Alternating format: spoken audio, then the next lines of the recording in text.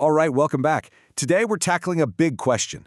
How can you tell if a company is actually committed to its stakeholders or if it's all just for show? Now, before we really get into it, just a quick heads up. This is part 7 of our 10-part overview of a pretty big research report from Virtualization Options LLC. It covers stakeholder business models, AI governance, and all the legal stuff. So as you can probably guess, what we're talking about today is just a small piece of the full report. And of course, this is all for your information, it's not legal advice, and it doesn't come with any kind of warranty. Okay, so what are we covering today? Here's the game plan. First, we'll look at the whole rhetoric versus reality problem. Then, I'm going to give you a toolkit with 4 key things to look for. After that, we'll talk about why actions are what really count, and we'll wrap it all up with the ultimate authenticity test.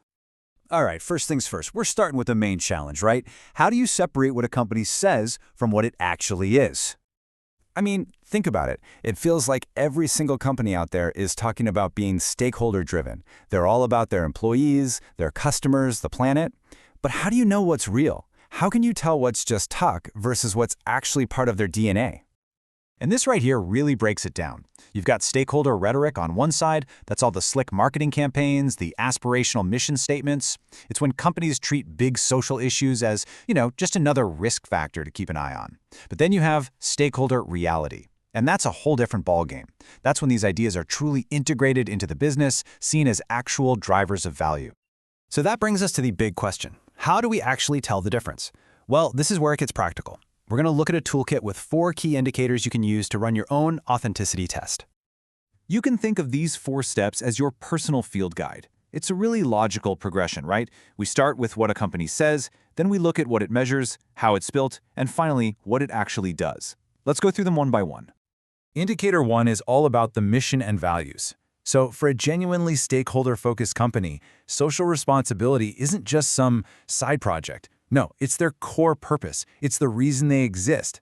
You should be able to see this woven through all their major strategic documents, and you should hear it constantly from the leadership. The key question is this foundational to who they are, or is it just a nice to have? Next up, Indicator 2, ESG reporting. That's environmental, social, and governance.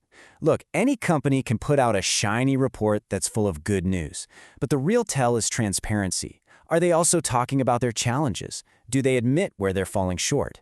A truly authentic company is honest about both the wins and the struggles. That's what you're looking for. Indicator number 3 is about the nuts and bolts, the governance design.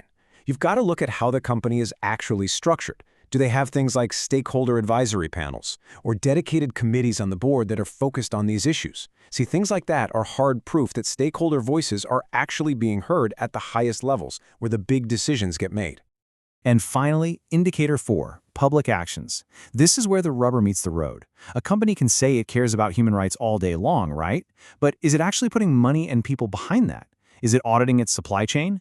Are their commitments verifiable and measurable? Or are they just fuzzy, feel-good statements? It's all about the proof. So what do all these indicators have in common? They all push us to look beyond the talk and focus on the action. We're looking for verifiable proof of commitment. That's where the truth lies. And this table really hammers home the difference in mindset. For a traditional, shareholder-centric company, things like community impact are seen as risks, something to be managed. But for a genuine stakeholder firm, it's the complete opposite.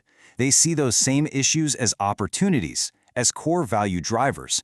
It's a totally different way of looking at the world. One of the most powerful signals of real commitment is actually starting to come from outside the companies themselves. We're talking about new laws and regulations. Take sustainability due diligence reporting, for instance. There are these new laws, especially over in the EU, that are forcing companies to track and manage their human rights and environmental impacts.